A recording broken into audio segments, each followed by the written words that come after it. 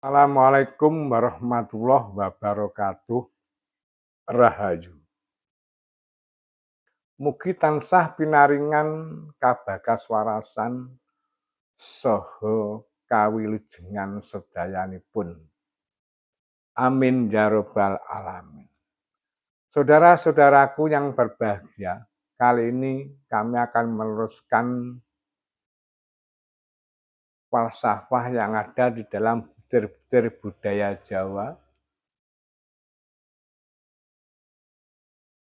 Di dalam butir-butir budaya Jawa tertulis sing bisa dadi utusaning pangeran iku ora mung jalma manungsa wae. Memang di dalam kasanah saudara-saudara kaum muslim yang menjadi utusan itu hanyalah para nabi yang terdapat di dalam keterangan-keterangan kitab-kitab ada 25 nabi itu,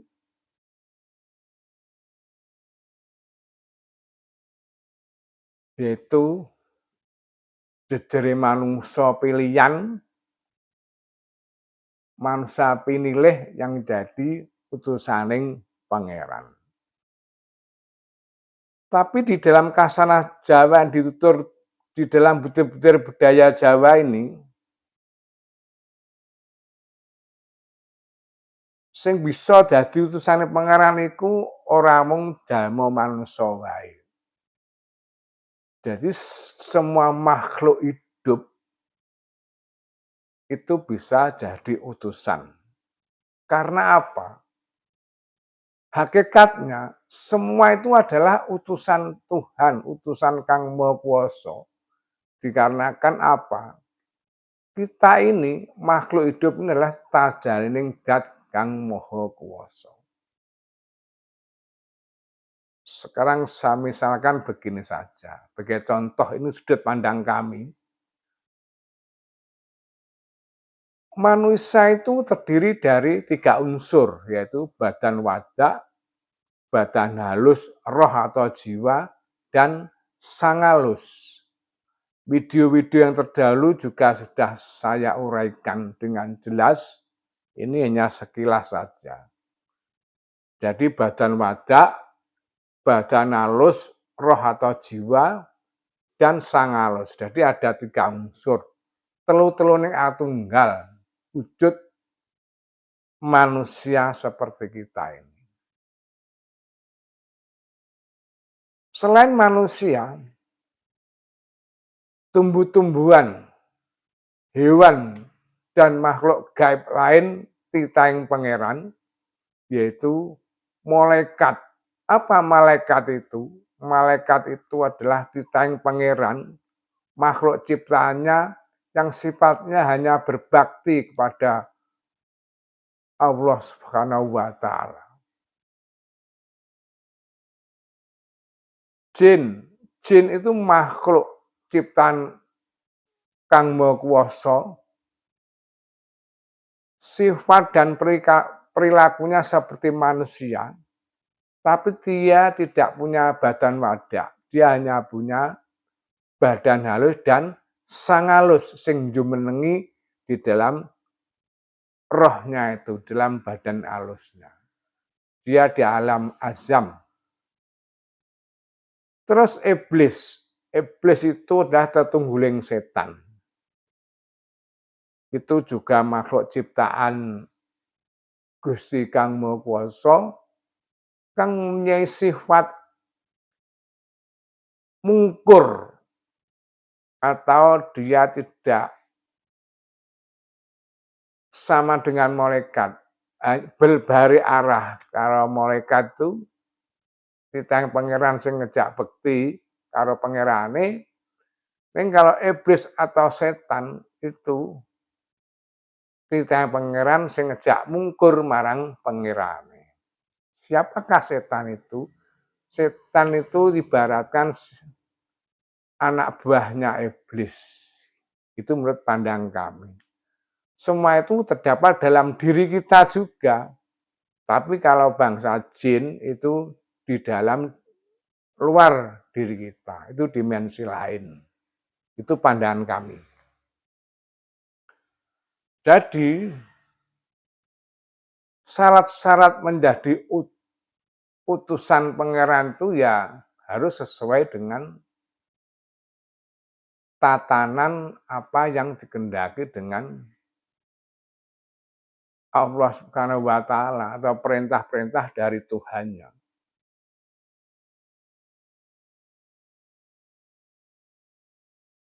Saya lanjutkan lagi bahwa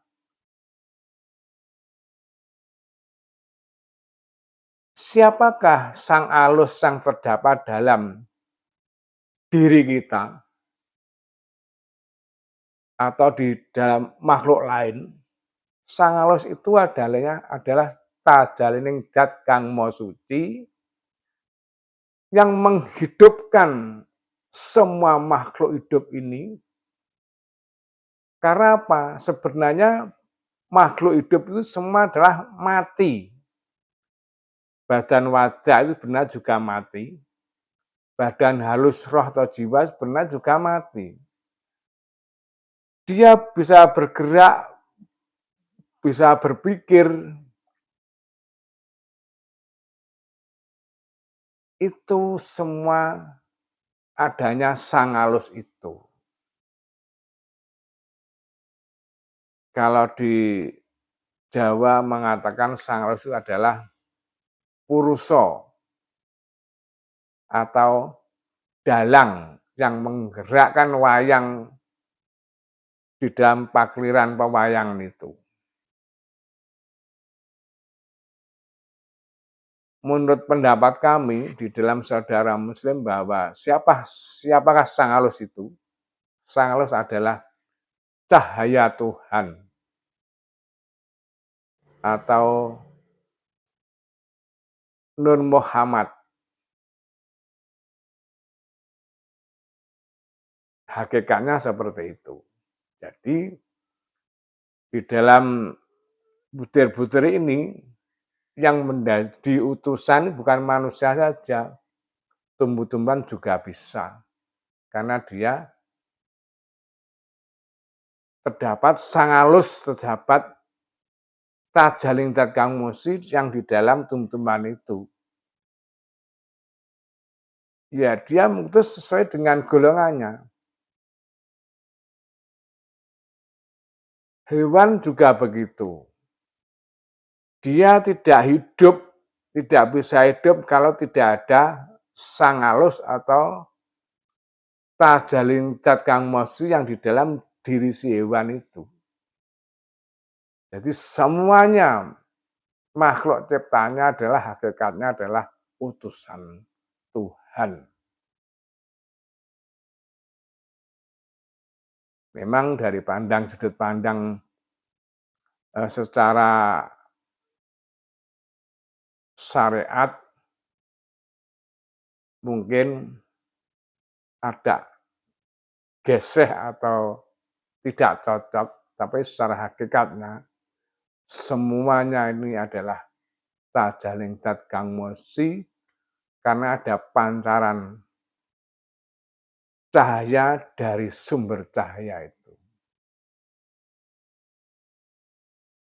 Terus di dalam kasanah butir-butir budaya Jawa ini, lanjutnya, Purwa Madya Wasana. Purwa itu adalah permulaan, Madya itu tengan, Wasana itu adalah akhir hidup kita. Memang dalam yang kita lihat ini, bahwa yang jelas bahwa kita permulaan atau purwa itu permulaan itu di waktu kita hidup di dalam kandungan seorang ibu 9 bulan 10 hari, tadi juga sudah saya uraikan pada video yang kemarin, dan madya tengan itu adalah kehidupan kita yang sudah terlahir di muka bumi ini. Ya, bagaimana kita melakukan perjalanan hidup kita di dunia ini, baik buruk, itu semua tergantung Anda semuanya. Kita akan lurus atau kita berbelok-belok, itu tergantung Anda semuanya. Tapi saya yakin bahwa kalau kita percaya hidup ini ada yang menghidupi, kita akan berjalan lurus. Karena apa? Orang Jawa mengatakan nandur ngunduh. Di dalam saudara-saudara kaum muslim, di dalam Quran surat Al-Jadalah ayat 7 dan 8 itu juga mengatakan bahwa wa may ya'mal mithqala dzarratin khairan yarah dan sebaliknya.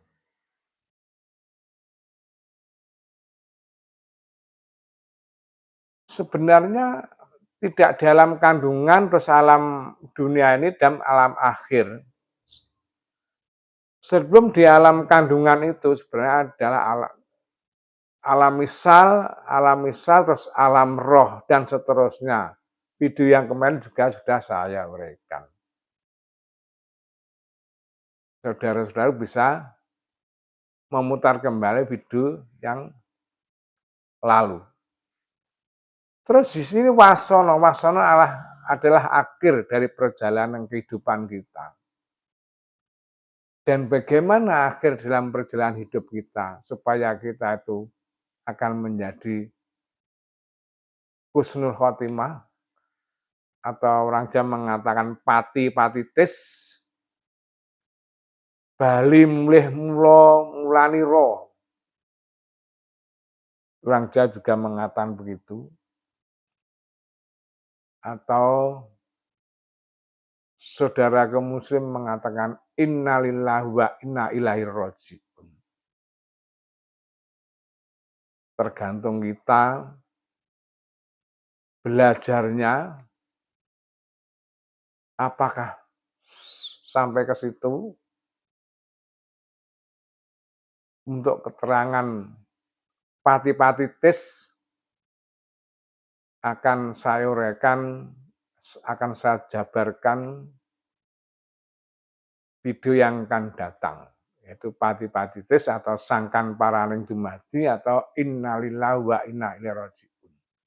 Sesudah kita mati, akan kemana perjalanan hidup kita ini supaya bisa tercapai apa yang dikatakan pati-patitis atau innalillahi wa inna ilaihi raji'un. Ya, cukup sekian uraian kami, kritik dan saran di kolom komentar. Wassalamualaikum warahmatullahi wabarakatuh. Rahayu.